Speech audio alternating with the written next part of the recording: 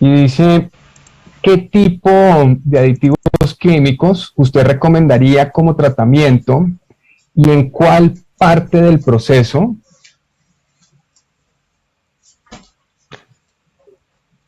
Yeah. Sí. So this is one that Bueno, esto es algo que hemos trabajado mucho con esto, pero no lo suficiente. Aún tenemos que trabajar más como industria. Tenemos que tener más soluciones para estas cosas, porque nosotros no nos gustan las soluciones que tenemos en este momento. En los Estados Unidos sí tenemos la aprobación para utilizar un producto que contiene formaldehída, y ese producto es muy conocido como un higienizador del pienso del alimento, pero tiene unos efectos nocivos para los empleados y el medio ambiente. Entonces, por eso es muy regulado aquí en los Estados Unidos y no está aprobado para el uso en animales en muchos países. Pero sabemos que sí funciona y sí puede destruir, o básicamente sí puede limitar el PPA en el alimento balanceado y en forma que lo hace no infeccioso. Alternativamente, sí existen otros activos que típicamente podemos utilizar. El virus del PPA es bastante adaptable, pero si acidificamos el pienso lo suficiente, el alimento, una vez que tenemos un pienso más ácido o alcalino, también podemos abordar la infectividad de ese producto. El producto que utilizamos más sería los ácidos grasos de cadenas medias y tendrían características que se han sido agredidos a 0,5% de la dieta.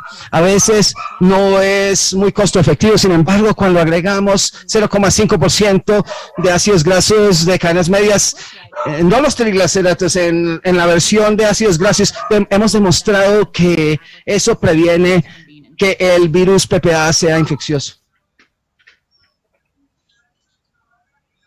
Perfecto, gracias. Creo que, don Israel, el micrófono ya funciona. Ya funcionó. Excelente, don Israel. Bueno, usted no necesita más introducción. Creo que la mayoría de los que estamos conectados lo conocemos bastante bien. Entonces, don Israel, adelante y muchas gracias.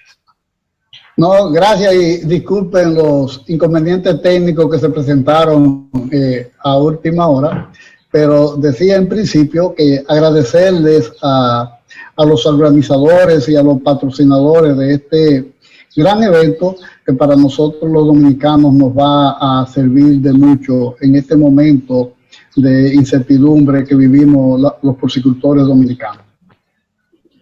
Pues bien, la porcicultura dominicana, República Dominicana comparte con Haití el territorio de la isla Hispaniola, de la cual nosotros utilizamos las 2/3 partes, con una población aproximada de 11 millones de habitantes y un consumo per cápita de aproximadamente 15 kilos de carnes de cerdo por año.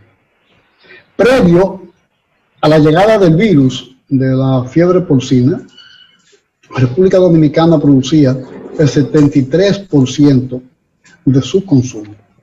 El resto correspondía a carne de cerdo importada, principalmente de Estados Unidos de América. Nuestro consumo estaba sustentado en algo más de 100,000 cerdas madres que teníamos, de las cuales el 35% correspondía a cerdo de traspatio y el restante 65% estaba alojado en granjas de más de 20 cerdas madres hasta llegar a 2.800 cerdas, que es la empresa porcícola más grande de nuestro país. Al momento de llegar la PPA, nuestra porcicultura estaba distribuida en más de 20,000 productores, generando más de 60,000 empleos directos e indirectos, razón por la cual para nosotros esto no es solo un problema sanitario, sino que también representa un problema social y un problema económico, social por la gran cantidad de personas que se ven involucradas en ellos, miles y miles de productores que dependen directamente de ellos, como les dije anteriormente, el 35% de cerdos de traspatio, que son personas que tienen esos cerdos como, posiblemente como única fuente de ingreso. Desde el primer trimestre del año 2021, se venían reportando muertes de cerdos, la siguiente, se venían reportando muertes de cerdos, principalmente en los productores de traspatio. Fundamentalmente en la parte oeste de nuestro país, donde hacemos frontera con Haití, y también tenemos facilidades portuarias de donde llegan barcos, a donde llegan barcos de distintas partes del mundo. Con Haití, nosotros tenemos una frontera bastante porosa de 362 kilómetros. Esos cerdos se les estaban tomando muestras para ser llevado al laboratorio y analizarlo contra la peste porcina clásica, enfermedad esta que es endémica en nuestro país, porque la tenemos desde el año 1998 y todavía no ha sido posible autodeclararnos libres de la misma enfermedad. Esas muestras resultaban negativas y se fueron acumulando en el laboratorio hasta que a principios de julio volvió a reportarse una gran mortalidad en la parte oeste también de República Dominicana, la siguiente. En la parte oeste de República Dominicana, en una granja de 70 cerdas madres. Esa mortalidad, principalmente en los animales adultos, dio una voz de alarma y se presentó el equipo técnico de la Dirección General de Ganadería conjuntamente con un médico veterinario que nosotros enviamos que lo acompañara para poder determinar a ciencia cierta qué estaba pasando con los cerdos que se estaban muriendo prácticamente todos en esa zona del país. Eso ocurrió el día 16 o 17 de julio del año pasado. Desde ese mismo momento, aún sin tener los resultados del laboratorio, las informaciones que teníamos era que se trataba de una enfermedad roja. Desde el principio, quien habla descartó el problema de la peste porcina clásica porque dichos cerdos estaban vacunados. Se procedió en ese momento a recolectar las muestras y conjuntamente con las demás que tenía el laboratorio, se enviaron al laboratorio de Plus Island en Nueva York, donde se diagnosticó la enfermedad, llegando los resultados a finales de julio. De esas 368 muestras que se enviaron, resultaron positivas muestras de 13 provincias de las 32 provincias que tiene República Dominicana. Tan pronto como se dio la voz de alarma del diagnóstico de la fiebre porcina en nuestro territorio, los organismos de sanidad animal internacionales acudieron a República Dominicana para colaborar con nuestras autoridades en la implementación de técnicas del laboratorio que permitieran el diagnóstico rápido de la enfermedad. Justamente así ha ocurrido y como ya estábamos haciendo las muestras aquí, el diagnóstico es aquí y se estaba procesando mucho más muestras, apareció la enfermedad diseminada en 25 provincias. Posteriormente, eso fue subiendo hasta llegar hoy día a 30 provincias. Y donde se ha diagnosticado hasta la fecha más de 1.100 focos. Aparte de los animales que en principio se murieron sin saber realmente cuáles eran las causas que lo había llevado a la muerte.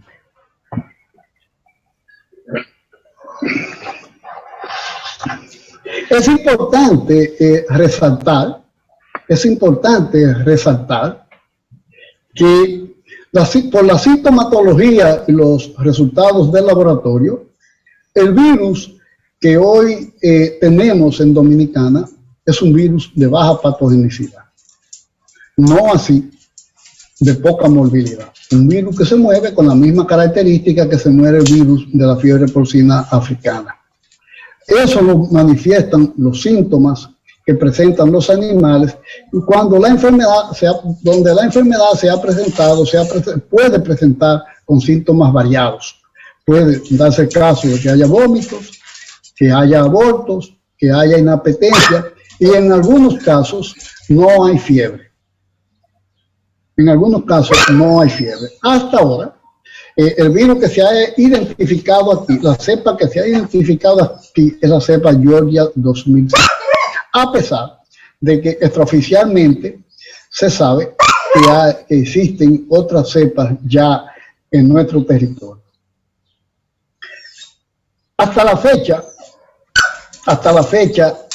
se han sacrificado más de 142,000 cerdos y el gobierno ha tenido que erogar más de 20 millones de dólares para compensar a los productores que se le han sacrificado sus cerdos.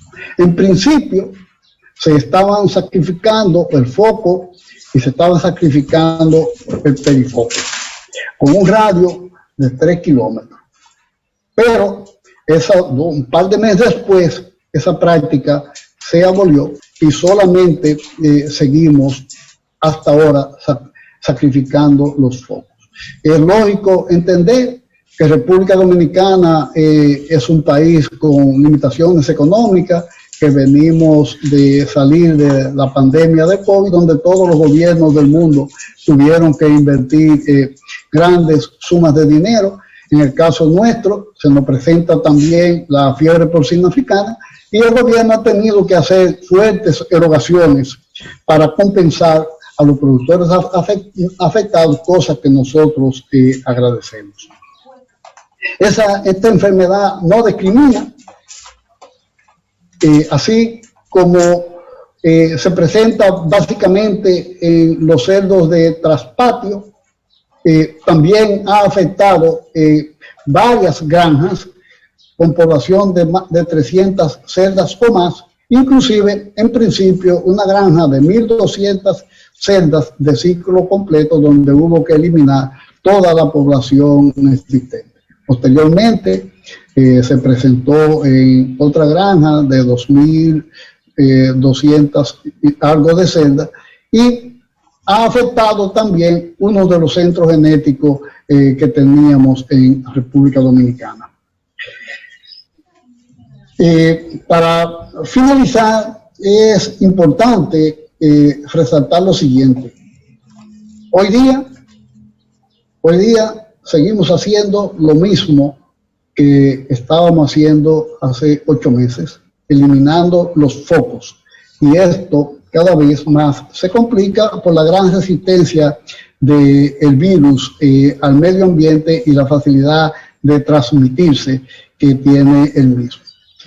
Está formándose un equipo para la erradicación de la enfermedad en nuestro territorio, pero todavía hasta la fecha oficialmente no ha sido presentado. Se está en la contratación de los técnicos, se está trabajando conjuntamente con la colaboración de EFI, que tienen sus técnicos en República Dominicana, y formando un equipo de EFI y un equipo de República Dominicana para la erradicación de la enfermedad.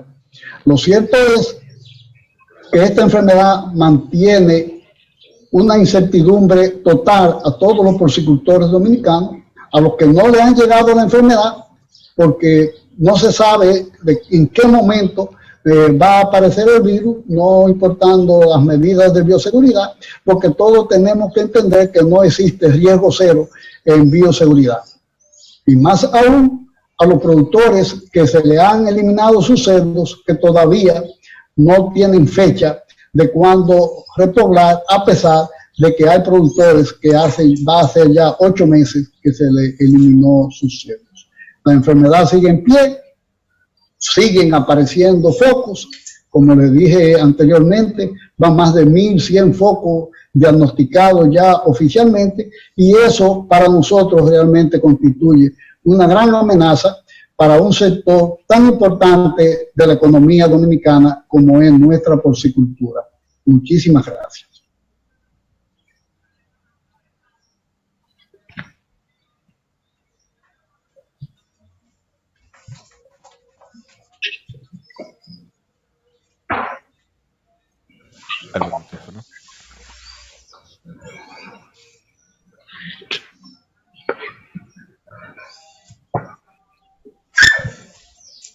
Don Israel, muchísimas gracias por ese panorama y definitivamente por ese, bueno, por el reto que tiene la industria pues aquí adelante, y pues muy bienvenida esa información. Me imagino que muchos de los que están actualmente conectados, pues entender un poco cómo fue el ciclo, pues es muy importante. Ahora continuamos con nuestro último conferencista. Es el doctor José Manuel Vizcaíno.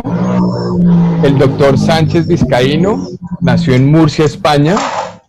Se licenció y doctoró en la Facultad de Veterinaria de la Universidad Complutense de Madrid, UCM, y estudió en posgrados de Inmunología y Virología en la Universidad de Cornell en Nueva York. En 1978 regresa a España. Se incorpora como investigador en el Instituto Nacional de Investigaciones Agrarias y Alimentarias, el INIA. Durante este periodo, el doctor ejerce como investigador y director de varios departamentos, como director del Departamento de Biología Animal, director del Departamento de Sanidad Animal y director y fundador del Centro de Alta Seguridad Biológica BSL3, BSL3+, de Investigación de Sanidad Animal, el CISA. Dentro de las aportaciones del profesor, ha contribuido con el control y erradicación en 4 continentes, entre ellas peste porcina africana, peste equina, peste porcina clásica. El doctor Sánchez Vizcaíno en el 2021 es nombrado profesor catedrático emérito de Sanidad Animal y tiene más de 250 publicaciones científicas internacionales. Ha dirigido más de 150 proyectos de investigación, 37 tesis doctorales, 80 contratos de investigación y desarrollo, 10 patentes, y ha participado en más de 500 congresos, conferencias, cursos y entrevistas. Le han otorgado 14 nombramientos y condecoraciones. Su interés científico se centra en el estudio de epidemiología y medicina preventiva de las enfermedades infecciosas animales, desarrollo de nuevas técnicas de diagnósticos y vacunas de nueva generación. Actualmente es IP de varios proyectos de investigación, entre los más destacados el europeo VACDIVA, convocatoria H2022 SFS 2019, y pues temas de vacunación contra la peste porcina africana. Doctor Vizcaíno nos estará dando un panorama global sobre la fiebre porcina africana, el riesgo que ésta representa al mundo, y el doctor estará profundizando sobre los avances en la vacunación y el reto ante varias cepas de PPA que están actualmente por el mundo. Doctor Vizcaíno, es un gusto que nos acompañe. Muchísimas gracias por participar en este evento y adelante con su presentación. Muchísimas gracias, Álvaro. Un placer para mí, de verdad, de todo corazón. Es un gusto estar con todos vosotros. Os tengo un cariño enorme, sobre todo viendo lo que estáis pasando, lo que acaba de exponer Israel hace poco. No sabéis cómo me solidarizo con todos vosotros y siempre sabréis que me tenéis para lo que haga falta y cuando os haga falta. Hoy voy a hablar un poco de este amigo mío. Digo amigo porque llevo muchos años trabajando con él. El virus de la peste porcina africana comenzó en mi vida en el año 1978, pero ya os puedo decir que jamás hasta ahora había visto una situación tan mala, una situación tan complicada y tan difícil. Os dejo aquí mi email por si alguno de vosotros quiere hacerme preguntas después del periodo de preguntas o si tenéis cualquier comentario adicional en los que os pueda ayudar. Como sabéis, esta enfermedad, aunque fue descrita en el 1921, es decir, es una enfermedad que debería de ser bien conocida, la verdad es que todavía sigue siendo desconocida para una gran mayoría de compañeros. Es una enfermedad, además de poco conocida, en alguna forma subestimada. La razón de esto se debe a que ha estado en relativamente pocos sitios, a pesar de que ha salido 3 veces de África. Esta es la segunda vez que os visita a vosotros, pero como sabéis, ha sido ya 3 veces la que ha salido. Esta última vez que ha salido, que fue en el 2007, es decir, llevamos casi 15 años ya nos ha llevado a una situación nunca hasta ahora vista, afectando a los 5 continentes. Es una enfermedad que tengo que reconoceros, todavía hay gente que no la conoce bien, sobre todo sus mecanismos de transmisión y sus mecanismos de resistencia, y por eso lo hace bastante complicado, así como los mecanismos de entrada, que ahora hablaremos de ellos. Como os digo, es la primera vez en la historia de esta enfermedad que está en los 5 continentes, afectando a más de 50 países en este momento. La situación peor de todas, porque no tengo mucho tiempo y quisiera solo contaros lo más importante, sin lugar a dudas, la tenemos en este momento en Asia.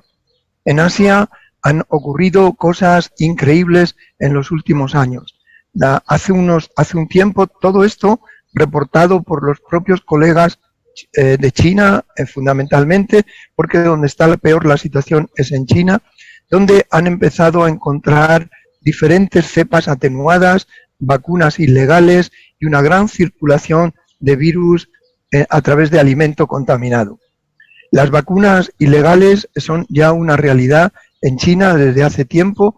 Se están utilizando tanto con virus del genotipo 1 como del genotipo 2, es decir, cepas de bajísima virulencia atenuadas y cepas de alta virulencia que han sido también atenuadas. Son cepas que son, como digo, vacunas ilegales, que a veces las marcan con el nombre de un prestigioso centro de China, que es Harbin Institute, que nos ha dicho varias veces que ellos no tienen nada que ver y por supuesto lo creemos. También dice que las compran de contrabando de España y de Vietnam porque saben que son 2 sitios donde estamos trabajando mucho con la vacuna, pero es que además se pueden vender por internet. Una cosa verdaderamente impresionante.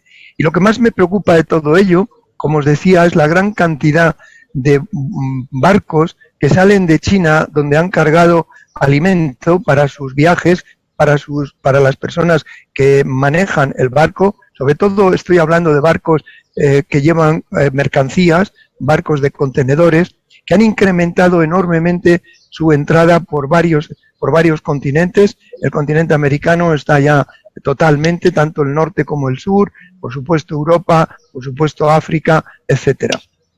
¿Por qué me preocupa esa situación? Pues porque las rutas de transmisión de africana son muy, muy importantes y no son bien conocidas. La gente sigue sin saber los secretos de este virus.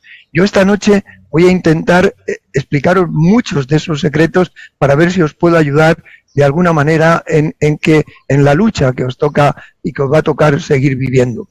En primer lugar, lo que más se encuentra en el mundo es la infección a través de alimentos producidos con carne de porcino infectada, alimentos frescos, alimentos semicurados, alimentos que mantienen el virus durante mucho tiempo. Ahora veréis cuando os cuente por qué la estructura viral, cómo es como un auténtico fuerte. Tiene como dos barreras bastante resistentes, tanto en el citoplasma como en el núcleo. Este alimento es capaz de mantener el virus por mucho tiempo, como ahora os diré, y la entrada fundamental en países nuevos es generalmente a través de estos alimentos contaminados que vienen o bien en barco o bien en avión, sobre todo mucho más en barco, no de transatlánticos, sino de mercancías. Luego, además, el virus es tremendamente resistente, como luego os demostraré, con lo cual en los camiones, en los suelos, en las botas de las personas que tocan con él, realmente dura mucho tiempo. Es decir, puede estar contaminando durante largos periodos de tiempo. Y fijaros que solo una gota de sangre, solo una gota, tiene más de 3 millones de copias del virus virulento. Es decir, es enorme. El virus además se encuentra mucho en sangre, también en las heces y también, por supuesto, en todo lo que toque sangre o heces, que se mantiene, como os digo, mucho. Por eso un camión que ha llevado animales contaminados, si no se desinfecta adecuadamente, va a tener el virus por mucho tiempo. Las personas que van con zapatos o con botas que pasan por una zona infectada van a mantener esa infección durante largo tiempo. La infección, además de ser por estas vías, hay una transmisión también directa, en la cual los dos animales que se infectan son tanto el cerdo doméstico como el jabalí. Estos son los que se infectan claramente y los que amplifican el virus. Pero es que además tenemos vectores. Un vector que es la garrapata, tanto la garrapata erraticus como la mubata, que no solo es un vector mecánico, sino que pica al animal infectado y amplifica el virus. La única buena noticia que os puedo contar de este virus es que no es un virus muy transmisible y desde luego muy poco por aerosol, y mucho menos desde luego que la fiebre aftosa, la peste clásica o el PIRS. Pero sin embargo es tremendamente resistente y con una infectividad vía oral bastante elevada. Vamos a contaros uno de los secretos que tenéis que llevar fundamentalmente más cuidado. Eso se llama sangre. Como os decía, el virus se encuentra en grandes cantidades en sangre. De hecho, esta imagen que tenéis aquí es un eritrocito, es decir, un glóbulo rojo en el que veis esta partícula de aquí arriba, que es justamente como el virus se agarra a él. Y eso hace que tenga una enorme cantidad en sangre. Por eso, llevad mucho cuidado cuando se sacrifican animales, cuando se hacen necrosias de los animales, si hacemos necrosias, si vamos de caza. Y nunca olvidar también que las moscas son capaces en las patitas, además sabéis que a las moscas les encanta la sangre y las heces, de llevar ese virus y trasladarlo a distancia. Es importantísimo que recordéis que la sangre es, junto con el alimento, son los dos mecanismos más importantes. Y fijaros la cantidad de resistencia, la capacidad que tiene este virus de resistir. A 4 grados puede estar más de 110 días. A menos 20 grados más de 1000, a 4 grados en sangre puede estar por 18 meses. En una granja que no esté bien limpia o desinfectada puede estar por un mes el virus estable allí. Es decir, imaginaros su capacidad de resistencia. ¿Cómo llega el virus fundamentalmente en este momento? La vía principal de entrada a países libres, como os digo, viene fundamentalmente, salvo que se haga importaciones de sitios de riesgo o semen de riesgo, pero normalmente entra por alimentos que se han utilizado en las rutas para llegar al país y que son alimentos que se han comprado en países infectados. Estos alimentos llegan básicamente de dos maneras, o bien porque se utilizan en el traspatio, para alimentar el traspatio, por eso los países que tenéis un alto nivel de traspatio, comentabais que incluso podía haber hasta un 70 y tantos por ciento, un 36% de ellos en traspatio, un 36%. Esto es una vía de entrada que es muy habitual. Entra en el traspatio y después siempre hay comunicación entre el traspatio y las industriales a través de gente que compra medicamentos, que va a visitar, es decir, muchos mecanismos siempre fundamentalmente a través de vehículos humanos o de conducciones, de camiones contaminados. El hecho es que esta es una vía. La otra vía que vemos muy frecuentemente es que se lleven esos alimentos a zonas de picnic, a zonas de descanso, donde hay muchos jabalíes y al final las papeleras acaban comiendo ese alimento y entonces ellos amplifican el virus entre ellos mismos y después lo transmiten al doméstico, porque donde hay una granja y hay cerca jabalíes, los jabalíes van a entrar en la granja. Estas son las vías más normales: entrada por alimentación y amplificación, o bien porque se le da al traspatio, o bien porque va a vía silvestre en las zonas de picnic, etcétera. ¿Cuál es la protección pública y privada que hacer? Cuando me digo pública, me refiero a qué tiene que hacer el Estado, un Estado afectado, y qué tiene que hacer un ganadero para evitarlo. Todavía no tenemos vacuna, aunque está más cerca que nunca, luego voy a hablar de ello, y no tenemos un tratamiento específico, y por lo tanto tenemos dos herramientas que son claves. La primera de todas es la detección temprana. La detección temprana es vital.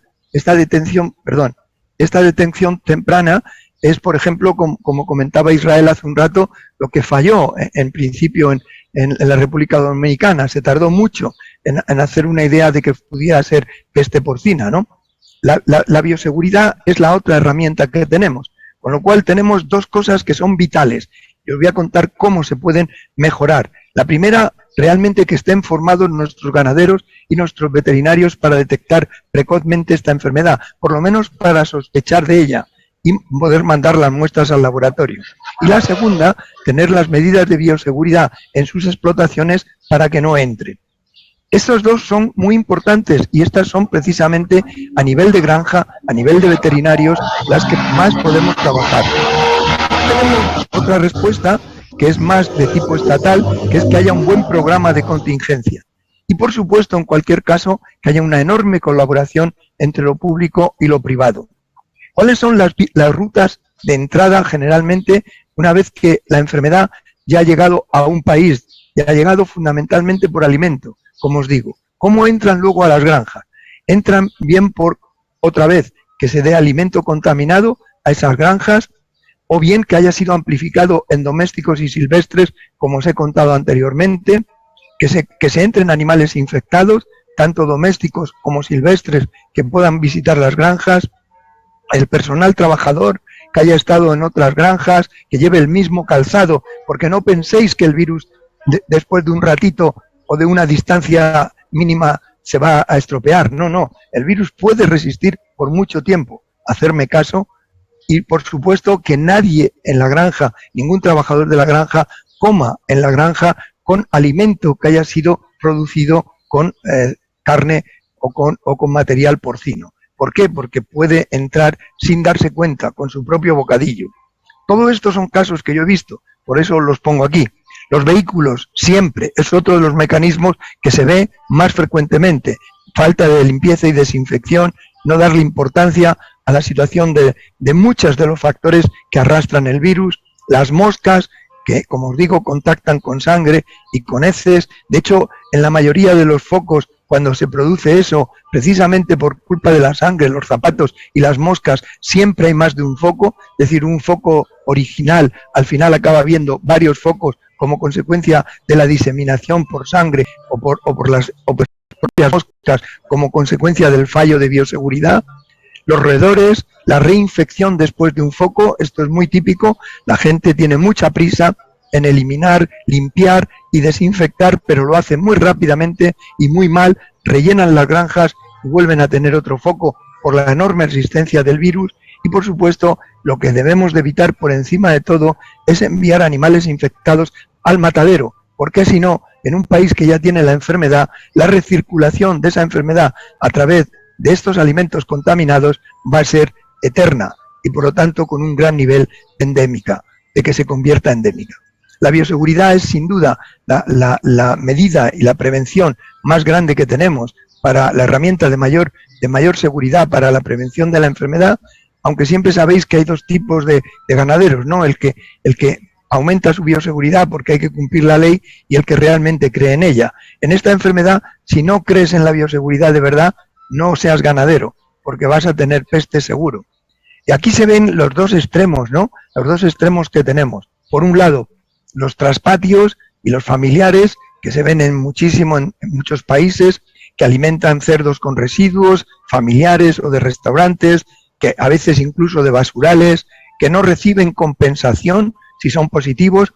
La experiencia mía, que como veis es de muchos años, habiendo erradicado la enfermedad en varios países y en varios continentes, es que cuando no se compensa al ganadero es muy difícil que ese país vaya a eliminar la enfermedad, porque el ganadero no se va a hacer el harakiri. Un ganadero que acaba de ser infectado, lo primero que va a hacer es intentar hacer filetes con esos animalitos y venderlos a carnicerías o donde pueda, con lo cual este es un tema claro, y luego hay muchísima venta ilegal.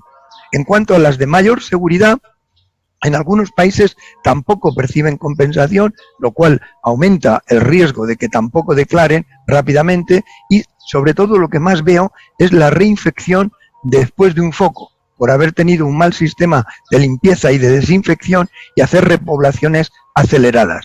Esto es lo que más veo en general en el mundo.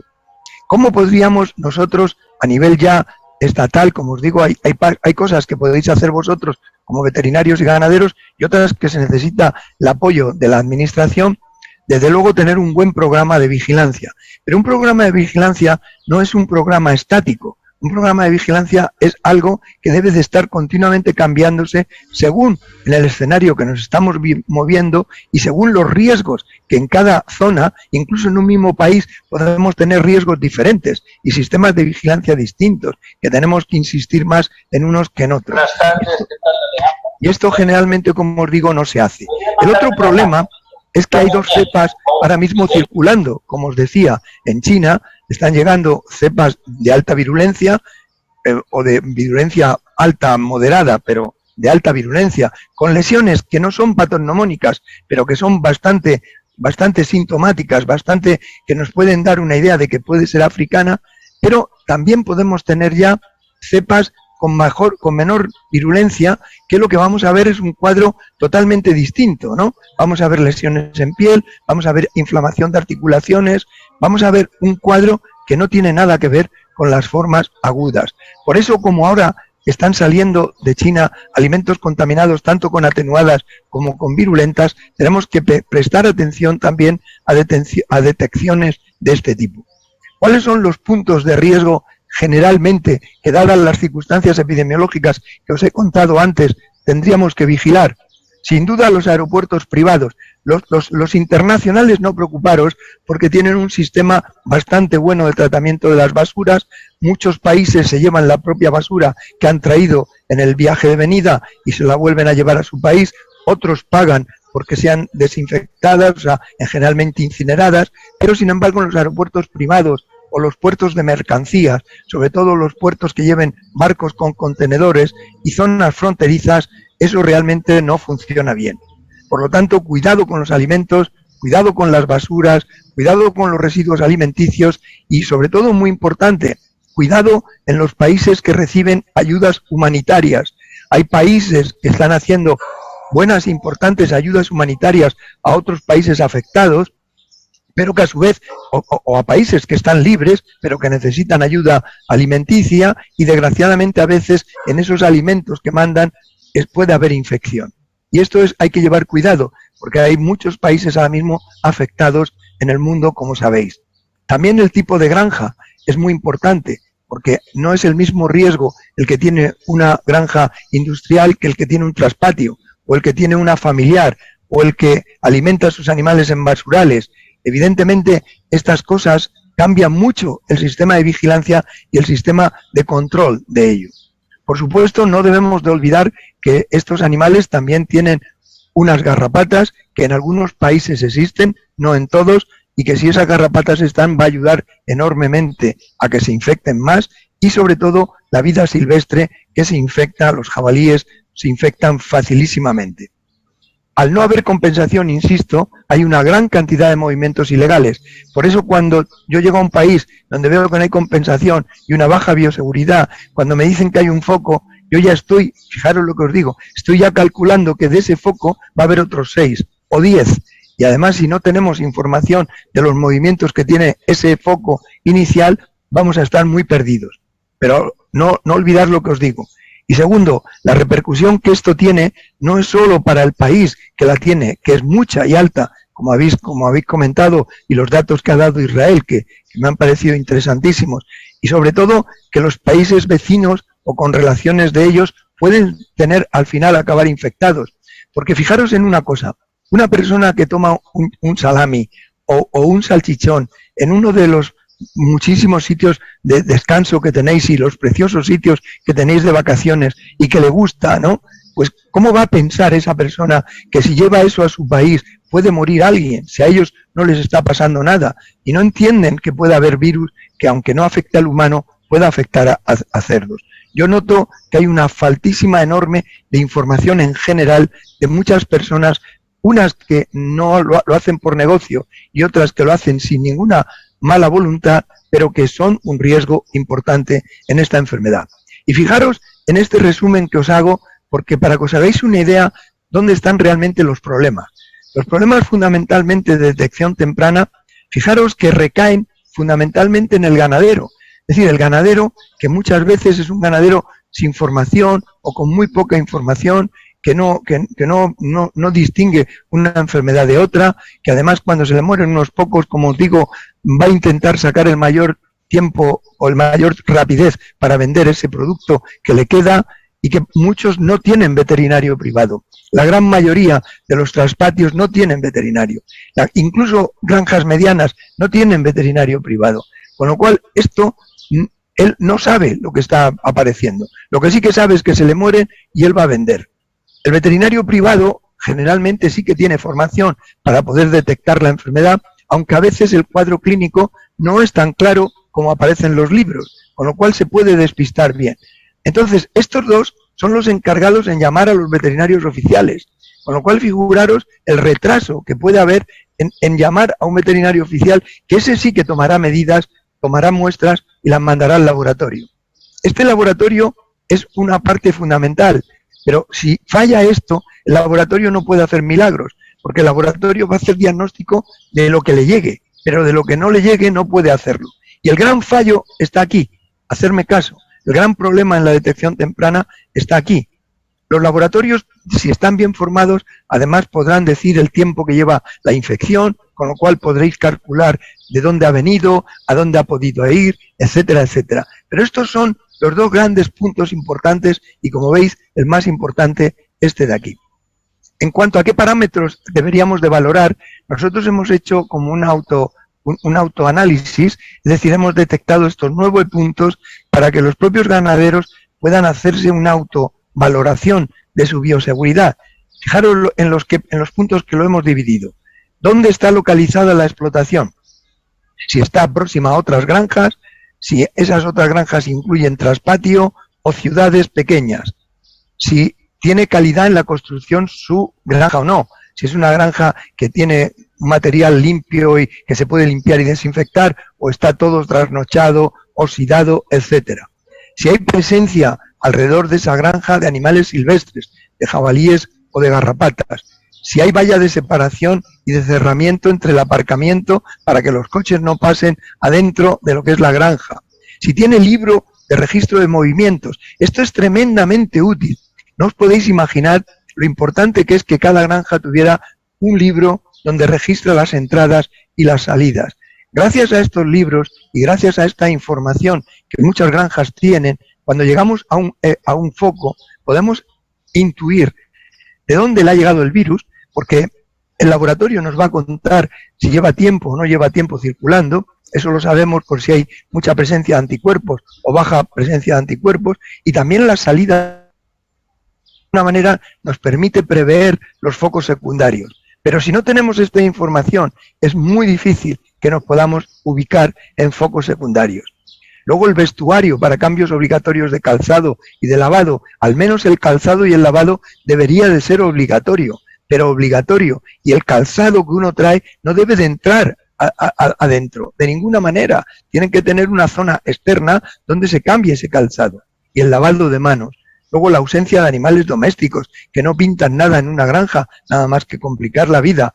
Una zona de enterramiento de animales muertos y purines. Tenemos que tener esto previsto. Cualquier granja, por pequeña que sea, puede tener animales que vayan a morir. ¿Qué vamos a hacer con esos cadáveres? Y sobre todo, ¿cómo vamos a eliminar esos cadáveres para evitar la sangre que se va a producir? Esto es fundamental. Y luego, por supuesto, material antimoscas y antiaves para que no entren, sobre todo las moscas, son peligrosísimas en temperaturas cálidas y con sangre, ¿no? Una vez visto esa parte, os voy a contar cómo está la situación de la vacuna. La vacuna ha sido un sueño que hemos tenido muchas personas durante muchos años. La tuvieron ya en el 1921, cuando se detecta en África, en concreto en Kenia, pero allí no consiguen nada. Y en los años 60 se hace la primera vacunación a nivel experimental, pero en campo, en Portugal y en España. Y lo que se encuentra en aquellas historias iniciales, es que las vacunas atenuadas son la mejor protección que hoy día tenemos.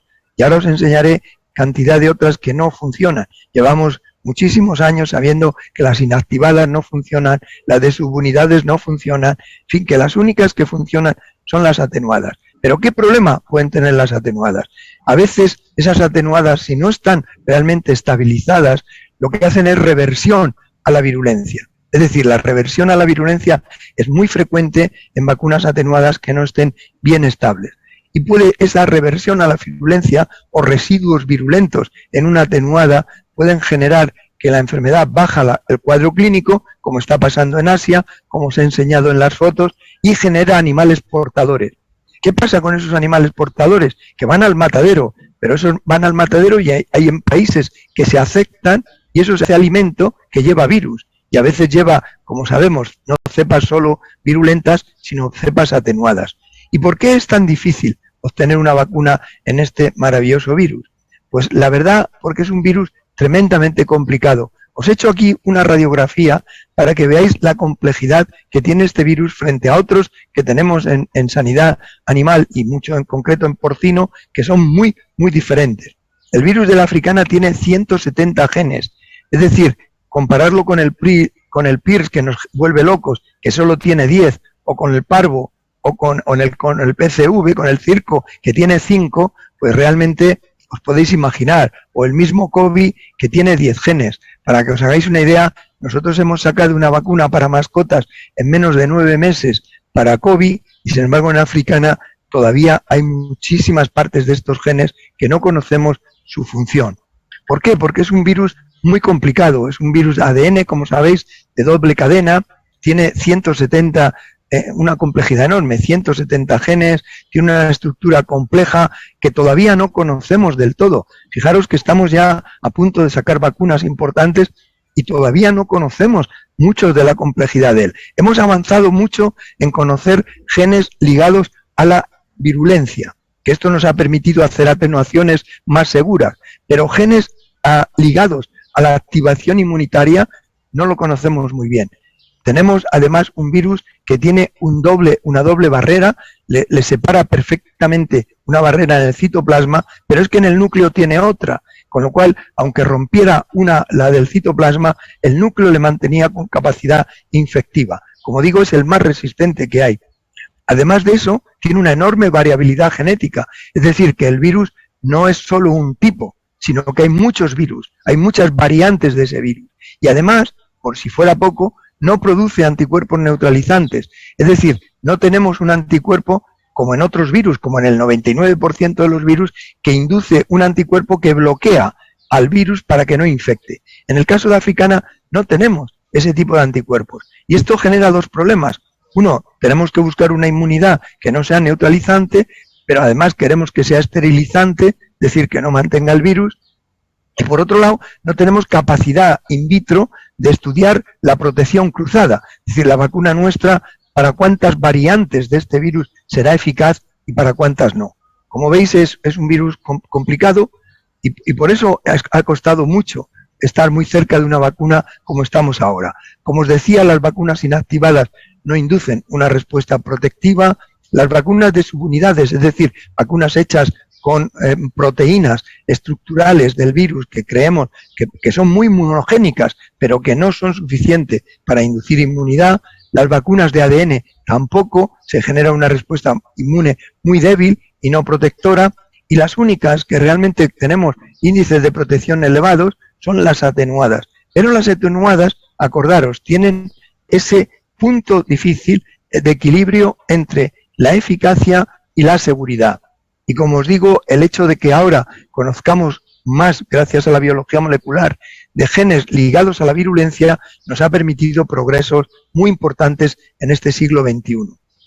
Y ahora os voy a contar, hay básicamente dos modelos, ahora mismo, lo quiero que lo sepáis, hay dos modelos que sinceramente creo que van francamente bien, que llevan una estrategia con sus diferencias, pero una estrategia muy parecida, que son la investigación que está llevando adelante Manuel Borca en Plum Island y la que estamos llevando aquí en Europa nosotros. Son los dos grupos que estamos más cerca de conseguir una vacuna.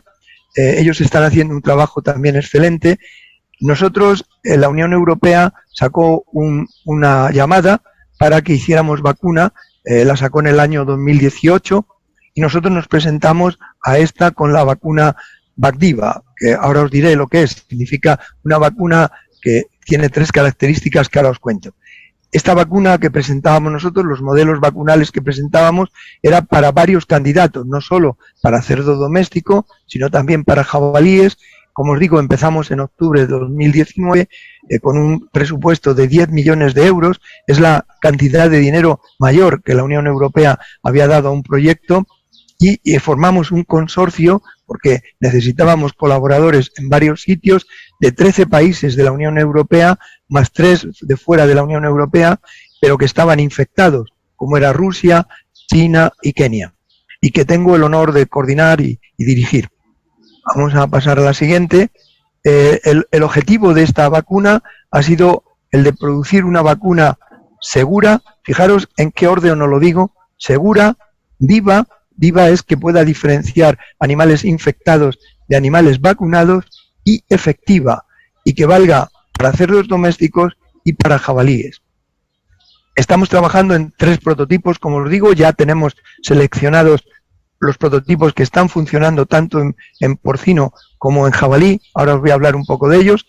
Luego, que esa vacuna además tuviera un método de diagnóstico en paralelo para un sistema DIVA.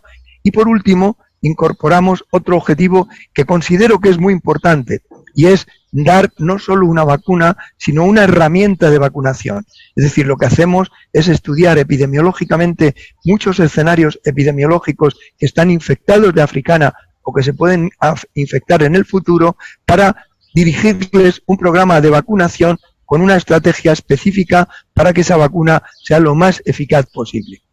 Este es el proyecto Vacdiva. Los ensayos in vivo los estamos haciendo en jabalí, los estamos haciendo en la universidad, en mi universidad, aquí en Madrid, en España, y los de doméstico los estamos haciendo en Perugia, en Italia, un laboratorio europeo también muy interesante y muy colaborador de Africana desde hace tiempo, y el otro laboratorio es también español, es mi antigua casa, el centro que yo fundé en el 2002, en el 1992, que es el CISA, que está aquí en España, y también es un laboratorio como el nuestro de alta seguridad. La protección que tenemos ahora mismo en cerdo doméstico es del 100%, y la protección que tenemos en jabalí es del 100% también. En el caso del cerdo doméstico es por inyección, en el caso del jabalí es a través de unos cebos en los que ponemos la vacuna. Esos cebos hemos estudiado cuáles les gustan más, tanto en países cálidos como en países más fríos, en países secos, en países húmedos. Al final ya tenemos el cebo ideal en el cual los animales se inmunizan. Los datos que tenemos en jabalí, porque aquí en Europa, como sabéis, el gran problema que tenemos es en jabalí. En Europa, me refiero a la Unión Europea, la Europa del Este tiene problemas en ambos y muchos en doméstico, pero la Europa de la Unión Europea es fundamentalmente jabalí. En esto tenemos ya, como os decía, un 100% de protección sin ningún efecto secundario. Tenemos un test DIVA que ya está en marcha, es decir, que podemos diferenciar nuestra vacuna de otros virus o de no estar vacunado. Y luego hemos hecho unos mutantes para mejorar ese DIVA aún más y también la seguridad de la vacuna. Con lo cual nuestra vacuna ahora es una vacuna atenuada, pero con una delección, una eliminación de unos genes concretos que ahora os enseñaré, que nos hace que no solo nos permita un DIVA potente, sino también nada de virulencia. Este es el DIVA, cómo funcionará en nuestra vacuna. Hemos sustituido un gen por un marcador, un gen del virus por un marcador. Entonces aquí tenemos los animales que están infectados. Pues tenemos aquí los animales infectados, tendrán, como veis, os lo voy a resumir aquí, animales infectados producirán tanto PCR, porque es una DIVA que la podemos detectar tanto por la variante genética como por la producción de anticuerpos. Entonces, en el caso de que fuera un animal infectado, daría positivo al gen A del virus y al gen B, pero no al marcador. Los animales vacunados darían positivo al marcador que hemos incorporado y no a uno de los genes que hemos eliminado, que es el B, pero sí al A, y los negativos darán negativo a las tres cosas. Esto, como os digo, nos funciona tanto con PCR, es decir, tenemos un DIVA que puede ser molecular o serológico. Como os digo, ahora mismo estamos en las fases finales del estudio de estas vacunas, tanto en doméstico como en jabalí. Y os he puesto unas fotos para que veáis cómo trabajamos. Estos son jabalíes, que ya sabéis que es más complicado. Los compramos a unos productores que los tienen para repoblar zonas de caza, pero los compramos sanísimos, libres de todo. Los traemos a la facultad. Esto es un animalario de la facultad. Y esta es la foto de los primeros que teníamos vacunados, los primeros que descubrimos que podíamos ya funcionar con una gran vacuna. Si os fijáis aquí, los he puesto al lado de un control que notáis cómo este está mucho peor, ¿no? Este de hecho estaba malito y estos estaban como una rosa. Bueno, esta es una visión de cómo se siguen. Yo sigo muchísimo porque tenemos todo controlado 24 horas al día, totalmente a través de este sistema que funciona. Aquí también para que veáis cómo hacemos estudios, si la vacuna en los jabalíes o en el doméstico puede transmitirla luego a vida silvestre o al revés. Como no los podemos poner juntos, tenemos este sistema en el cual hemos comprobado que hay alrededor de 2.500 besos a diarios. O sea, hay un cariño enorme entre ellos y los jabalíes. Y por lo tanto nos permite valorar si hay transmisión o no.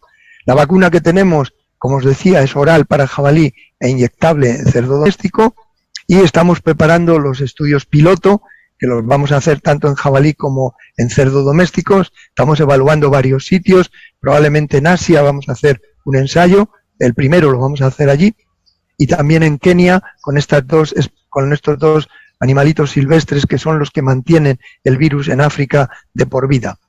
Lo vamos a hacer aquí en este famoso instituto, que es el Instituto ILRI de Nairobi. Y bueno, pues este es el resumen de cómo está la vacuna en este momento. Los estudios de estabilidad, tanto in vitro como in vivo, los tenemos parcialmente hechos, están en marcha solo con los mutantes. La adaptación de los prototipos a líneas celulares, ya tenemos mutantes adaptados a las líneas celulares, con lo cual el mutante nuestro, este que vamos ya a elegir, está ya también adaptado a esa línea. Sobre vacunación, lo que hemos hecho es qué pasa con un jabalí que se toma no un cebo, sino 25 cebos, o qué puede pasar si a un animal doméstico se le doble vacuna o 3 porque se ha olvidado o se ha distraído el veterinario. Eso lo tenemos hecho en animales, ahora estamos haciéndolo con los mutantes. La duración de inmunidad seguimos en marcha porque son experimentos muy largos, como sabéis. La inmunización en cerdos domésticos con gran número de animales, estamos en el proceso de hacerlo en grandes explotaciones, que como os digo vamos a repetir en varios países. Tenemos la adaptación del DIVA, que ya estaba parcialmente hecha y ahora mismo la estamos terminando ya con los mutantes.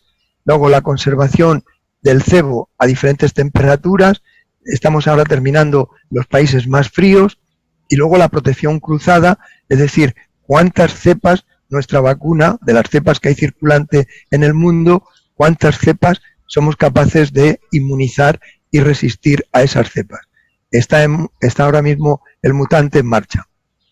Y en cuanto al futuro, que me preguntabais qué va a pasar, cómo la veo yo la africana, pues como os digo, el futuro de la africana seguirá avanzando. Llevamos ya varios años en el que algunos países no son capaces de controlarla porque les falla muchas de las cosas que hoy os he contado rápidamente, pero que quedo ahora abierto a vuestras preguntas.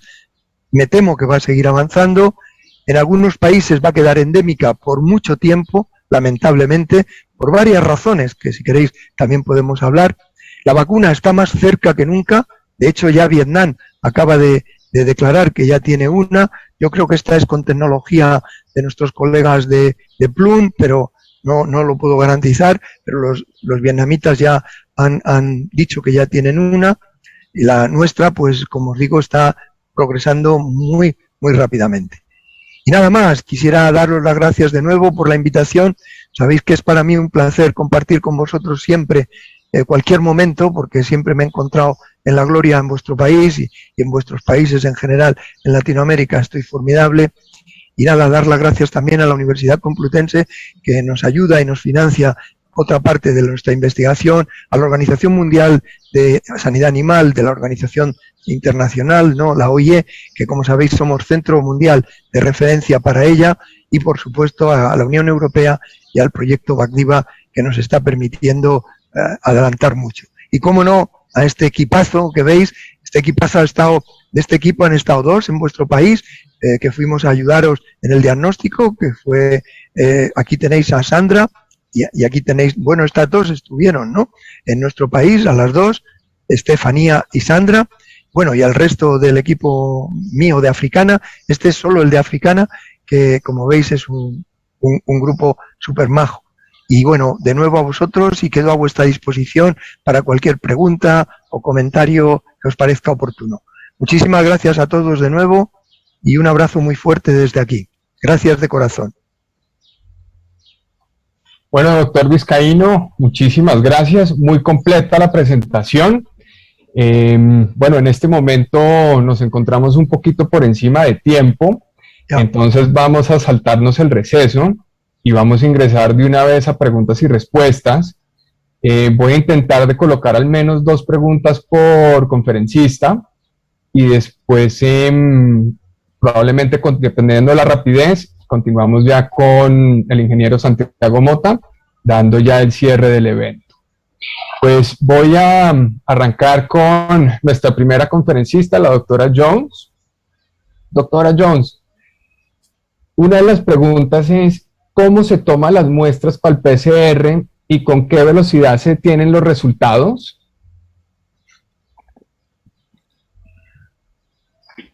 Yeah, that's a Sí, great sí, question.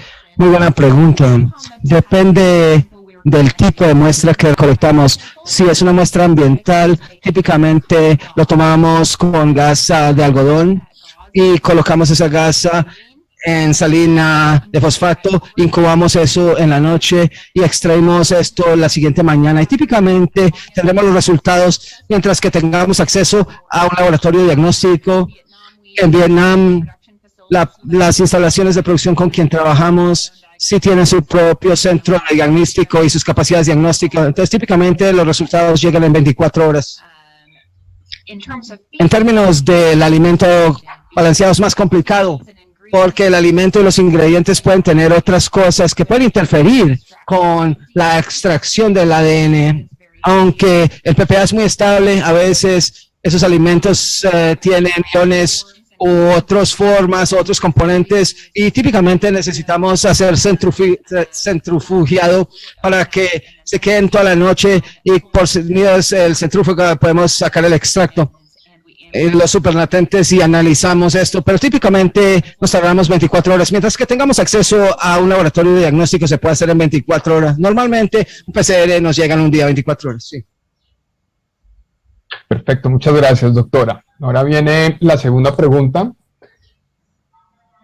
¿Cuál es la frecuencia mínima de limpiar que se debe mantener en los camiones y bazucas? Bazucas son los camiones que se transportan alimentos.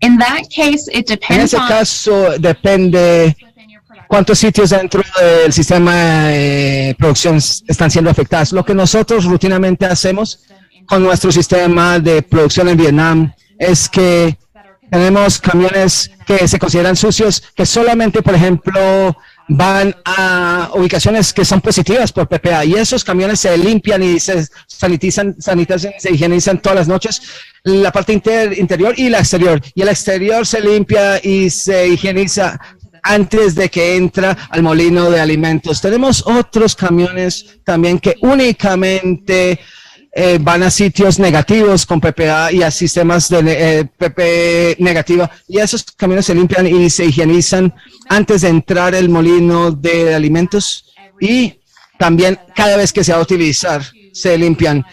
Pueden ser 10 veces al día que hay que higienizarlos. Perfecto, doctora Jones, muchísimas gracias. Y posiblemente si continuamos a este ritmo volvemos con más preguntas. Ahora voy a ir con el doctor Israel Brito. Y dice, don Israel, un gusto verle por acá, gracias por la presentación. Una consulta rápida. ¿Existe algún estudio que determine y muestre el impacto económico a corto y largo plazo de la enfermedad? Nuestra porcicultura está valorada aproximadamente en 500 millones de dólares.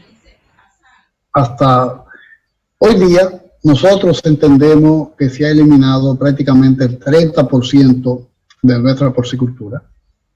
Si miramos el impacto económico de ese valor a un largo plazo, porque a los porcicultores que se le han eliminado sus cerdos no tienen posibilidades por ahora de volver a entrar, eso realmente representa mucho dinero, no solo para el porcicultor, sino también para nuestro país. Muchas gracias, don Israel. Y ahora continuamos con esta siguiente pregunta. Es bien interesante, doctor Israel. Para el doctor Israel, ¿cuáles son los métodos de sacrificio en las granjas y qué se hace con los cadáveres? Sí, se ha estado sacrificando en la granja a través de choques eléctricos y los cadáveres se han estado enterrando. Previo un tratamiento con cal viva y en la gran mayoría de los casos. Listo, muchas gracias, don Israel. Ahora para el doctor José Manuel Vizcaíno.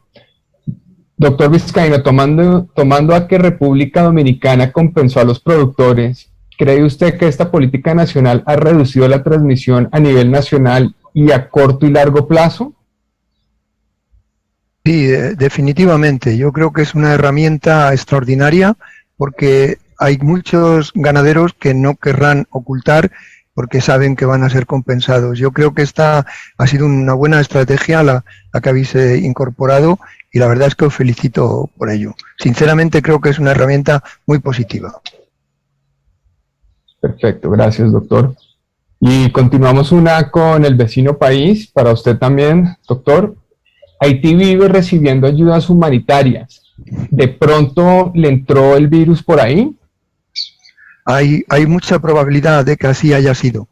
Hay mucha probabilidad porque, como sabéis, es un virus que estaba en Europa del Este. Es muy probable, es muy probable. Y bueno, yo creo que esto también nos tiene que abrir los ojos de pensar que en este momento hay mucho material infectado circulando y que hay que buscar la forma de llegar con certeza a los traspatios y a la gente que necesita o facilitarles calentadores, porque daros cuenta que este virus, solo con que le diéramos una olla y pudieran calentarlo durante un tiempo que es cortito, a una temperatura que tampoco es excesiva, reduciríamos ese riesgo. Es decir, yo sé que es muy difícil quitar una tradición o una forma, pero hay herramientas que podemos implementar y si bien no podemos suspender la tradición de algunos traspatios o de alimentos de este tipo, al menos convencerles de que los pasen por un calor. Solo con que los pasáramos por calor, ese virus se inactivaría. Y esto es un sistema que es barato y fácil de implementar. Yo creo que eso habría que pensarlo. Y luego, si me permites, Álvaro, aunque no me vas a hacer la pregunta esa, pero es que he oído a mi colega, a la doctora Jones, y quiero contaros, y por supuesto a ella en particular, que para muestras ambientales hemos descrito, y está ya publicado si queréis verlo, pero también os puedo dar todos los detalles que queráis, unas esponjitas que se pasan a nivel ambiental y que tienen dos ventajas. Una, que la esponja es muy rápida, se pone luego en una mezcla de alcoholes que también está patentada y eso se mantiene el tiempo que quieras en el transporte, y para PCR tiene la ventaja de que al ponerlo en el alcohol ya no es infecciosa la muestra y tampoco tienes que extraerla, sino simplemente directamente de ahí puedes hacer la PCR. Es una técnica que hemos pensado mucho para países que las pruebas ambientales les resultan más fáciles que sangrar a los animales y poder hacer un diagnóstico rápido y seguro, y no tienen que mandar la muestra con grandes contenedores de bioseguridad, porque en el momento en que se coloca la esponja en el bote se inactiva el virus, pero no los ácidos nucleicos, con lo cual la PCR sigue funcionando muy bien. Nada más que era eso, ¿eh? Me ha parecido que podía ser útil para todos los estudios ambientales que hacéis ligados a la alimentación, al grano, etcétera. Perdóname, Álvaro, si me he colado con unos minutillos más, pero me ha parecido que podía ser interesante. No, perfecto. Muchas gracias, doctor. Ahora, pues, tenemos varias preguntas que nos conllevan, pues, voy a resumirla en una y se las voy a colocar a todos en la mesa. Y las preguntas vienen, ¿recomendarían ustedes la erradicación de erradicación completa de la República Dominicana con Haití? Espérense un segundo que se me movió. Con nuestro vecino, quienes ya reportaron más de 6 casos en su territorio, ¿valdría la pena una erradicación parcial o total? Cuando hablamos de la isla española. ¿Quién empieza? ¿Quién quieres que empiece? ¿Quieres arrancar tú? Bueno. Adelante, por favor. Yo creo que en el tema vuestro, y dada la frontera que tenéis tan permeable y las condiciones tan difíciles que tiene Haití, creo que sería imposible para vosotros pensar en una erradicación exclusivamente de la República Dominicana. Volveríais a tener reinfecciones con muchísima frecuencia.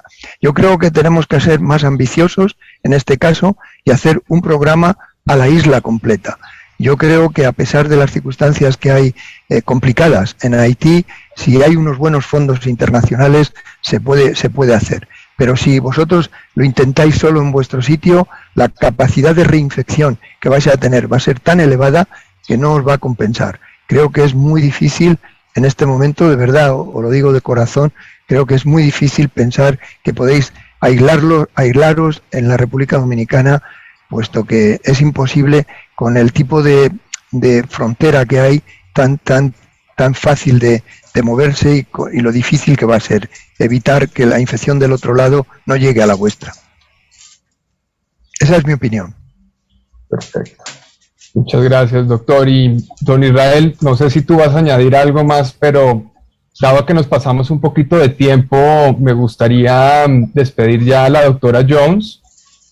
Ella tiene un compromiso, entonces pues continuaríamos nosotros, si ustedes están de acuerdo, con unas cuantas preguntas más. Perfecto. Vamos a hacerlo así.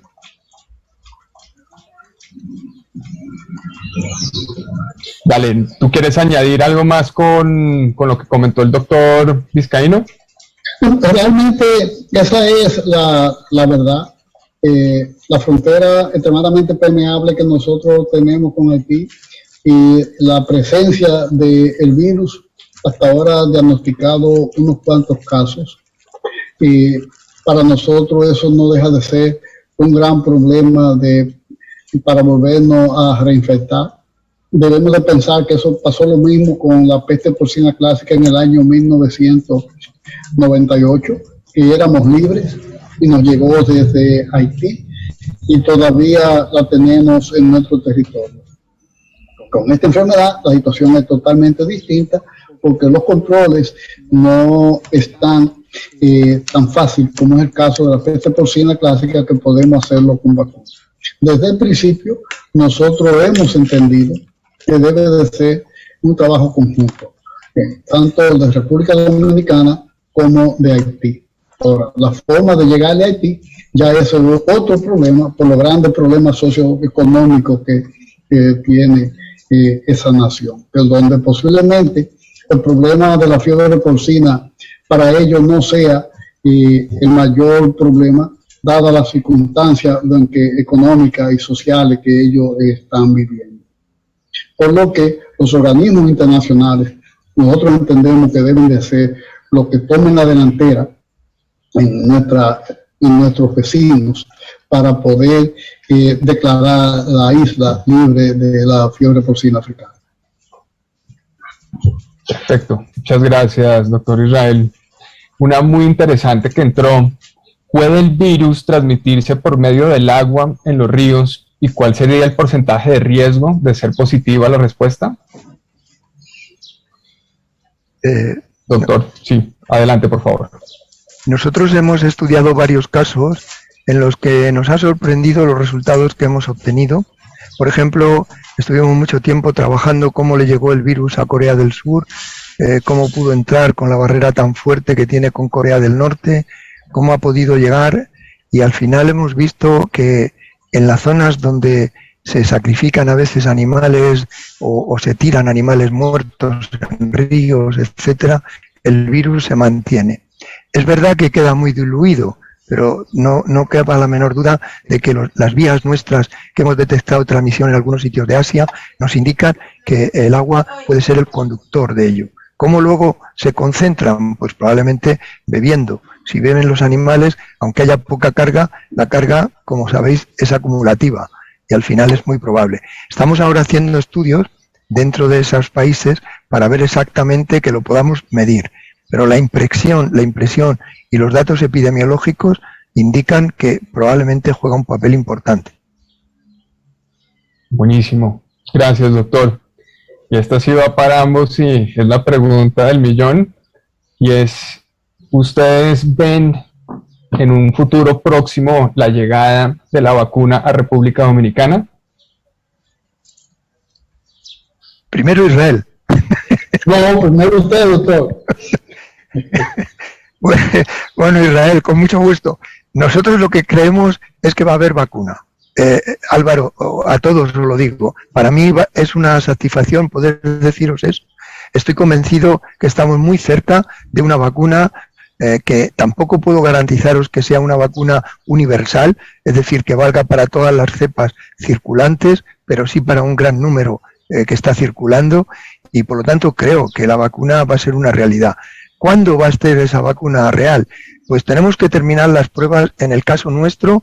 Yo creo que el caso de Plum va un poco más adelantado, porque ellos han hecho una estrategia diferente, pero yo creo que en el caso nuestro, en el 24, con mucha posibilidad, la pasaríamos, si todo sigue como está yendo hasta ahora, pasaríamos ya al botecito a la empresa que está con nosotros, que es MSD, en la empresa que está en el consorcio, para que ella lo produzca ya industrialmente. Y por supuesto, después de haber terminado todas las pruebas de efectividad, de seguridad, etcétera.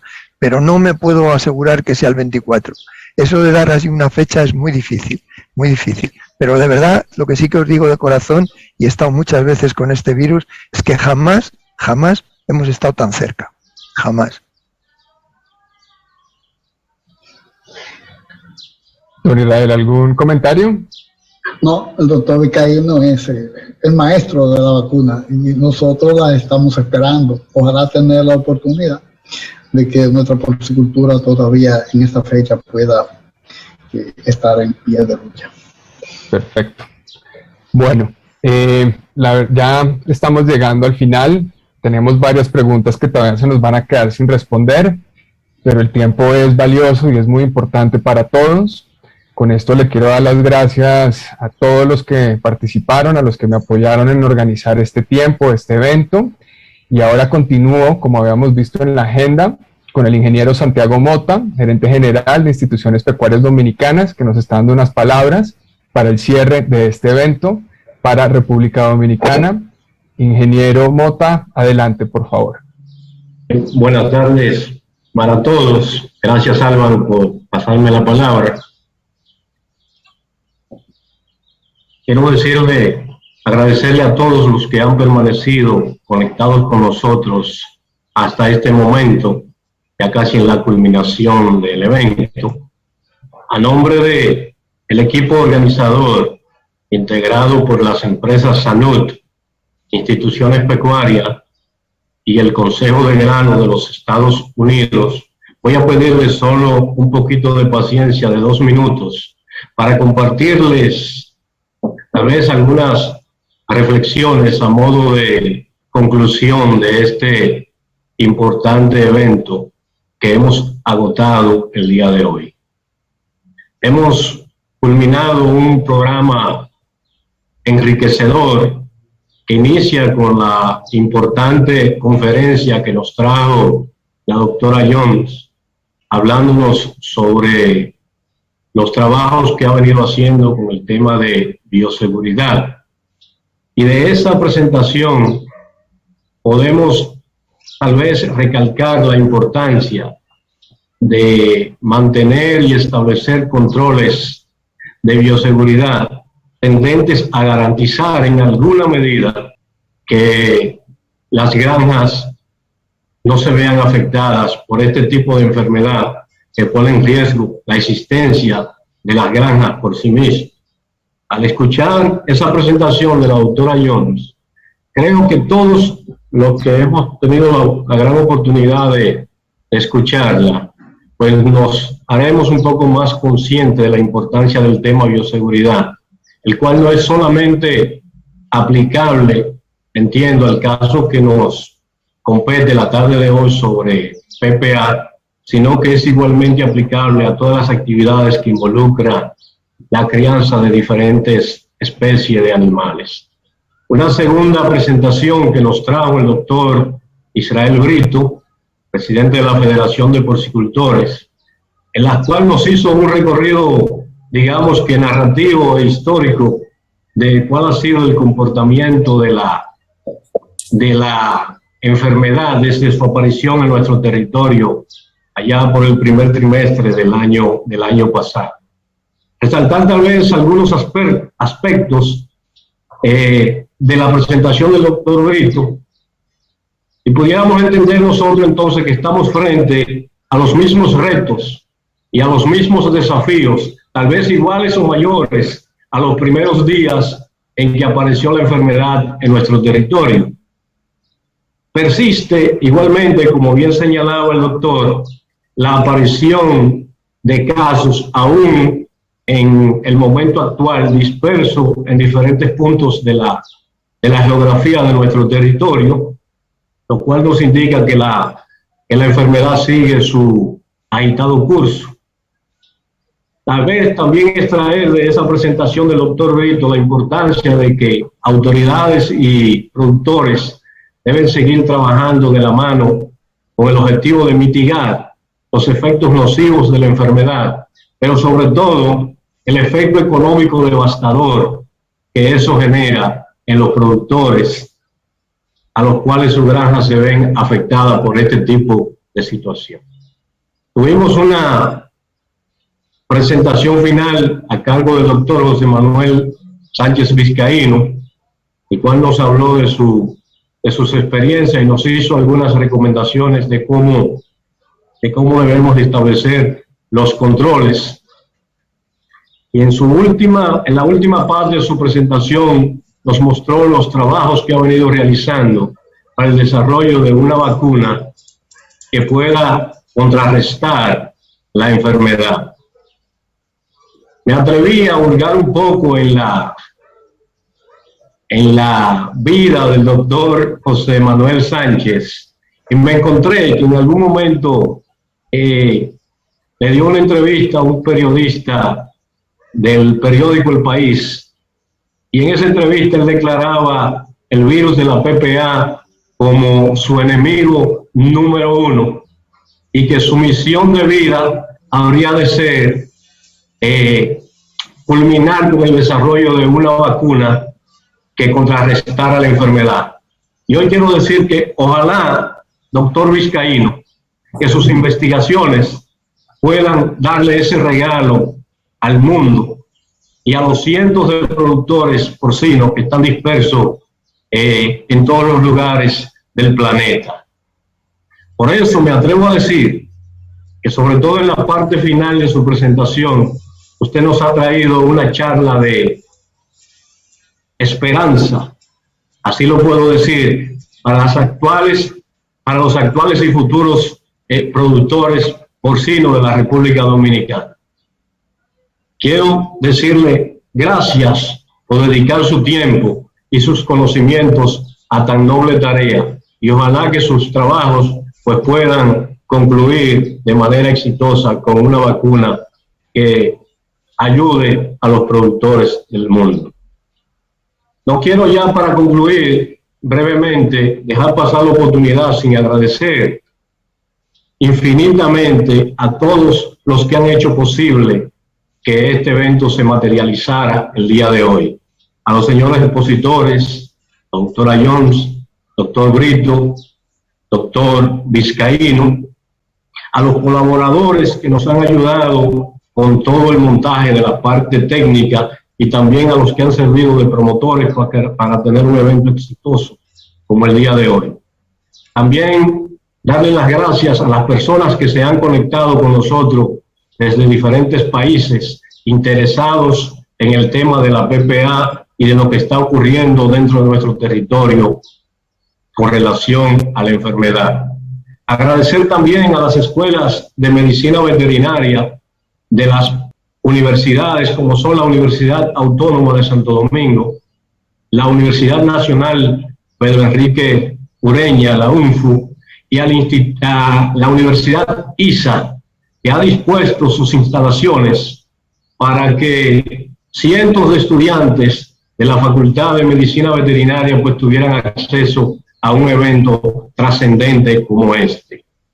Señores, no hay más que decir, es tiempo de ser resilientes y de seguir luchando por la porcicultura de nuestro país. Gracias a todos por su asistencia y nos vemos en otra oportunidad. Feliz resto de la tarde para todos. Muchas gracias. Muchas gracias, Santiago. Igual por parte del Consejo de Granos, nosotros muy contentos de haber sido parte de este gran evento, de esta tarde de hoy, por darnos la oportunidad de participar en él. Y al mismo tiempo a todos los participantes también les damos las gracias. Y no me queda de más recordarles que por favor nos ayuden llenando la encuesta que tenemos colocada, así poder ir mejorando nuestras programaciones a medida del tiempo. Y como siempre, muchas gracias y me despido también.